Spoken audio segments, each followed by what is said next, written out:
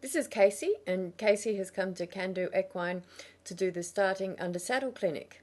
And this is her fourth clinic. In the first one we did a round pen work, which is what she's doing now, although this is the first time she's had the saddle on here. So she's getting used to the saddle and the stirrups flapping about a bit in the round pen here for the first time. The next time, the second clinic, we did bridle work, where she learnt to not only wear the bridle but shoulder control. So same hand, same foot, move around following your nose, and also reverse arc, which gives you good shoulder control, and you can step one foot across in front of the other. The next thing Casey did was a little bit more getting used to the saddle. Now with her owner, she's going to move the stirrups up and down a little bit and see how Casey responds to that. The horse, you can see right now, gets a little bit nervous when the stirrup moves up and down, but this is something that you really want to do before you get on a horse.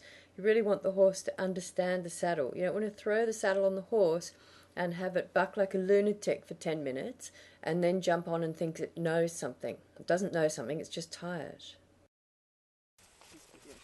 Yeah, try pull down, because she's reacting to your right hand. Shorten your red one up a bit. Or lengthen your white one. Yeah. Lots of advice coming from over here. Good job. Okay, wiggle it around a bit. That's it. Yeah, great. And see if you can put a bit of weight in it. Good.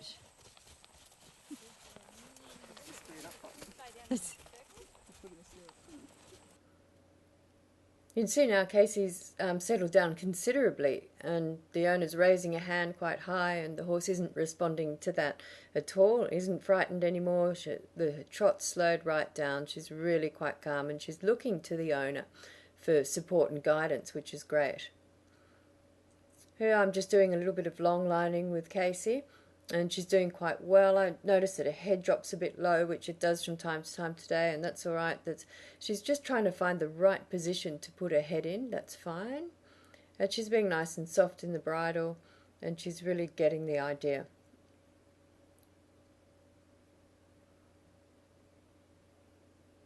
I have more trouble with this horse on the right side, and as you can see, she's still a little bit bent to the outside, so that's just something we need to work on, and we've been doing that also in the give to the bit on the ground.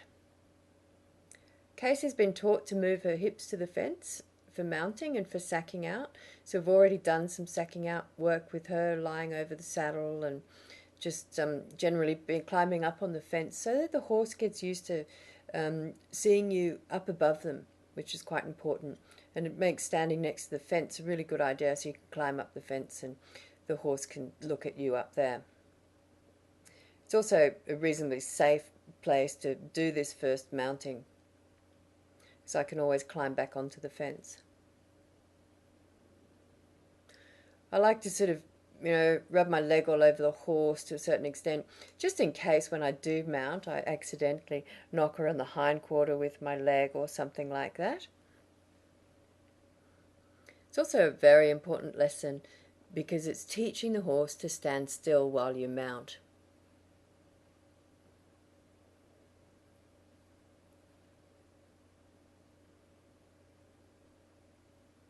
Now I just want to ask her to give to the bit and be soft in the bridle before I step off.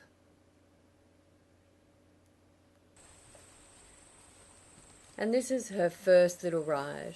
Just a couple of walk circles around the round pen, just relaxed, nice, easy little ride, which is what I try and make sure that all first rides are. I don't want to ask too much of the horse. I just want to be able to change direction, circle left, circle right. I'll put it on the CD. Oh, thank you.